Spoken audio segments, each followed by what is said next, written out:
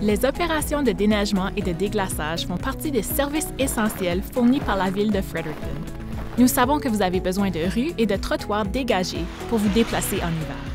La Ville de Fredericton possède 11 camions d'épandage de sel, 22 déneigeuses de rue et 14 déneigeuses de trottoirs. En raison de ce nombre limité de véhicules de déneigement, la Ville opère avec un système de priorité à 3 niveaux selon le volume de trafic et le type de voie de circulation. Lorsque nous savons qu'une tempête hivernale approche, du sel est rapidement appliqué pour empêcher la glace et la neige d'adhérer à la chaussée.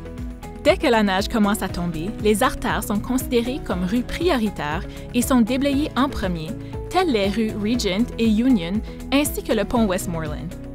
Les rues de priorité 2 sont les voies collectrices des zones scolaires, des zones hospitalières ou des lignes de transport en commun, comme le chemin King's College ou l'avenue McLaren. Les rues de priorité 1 et 2 sont continuellement déneigées pendant la tempête afin de maintenir la fluidité de la circulation. Toutes les autres rues de la ville sont de priorité 3. Selon l'ampleur de la tempête, les rues de priorité 3 sont déneigées périodiquement pour maintenir l'accès.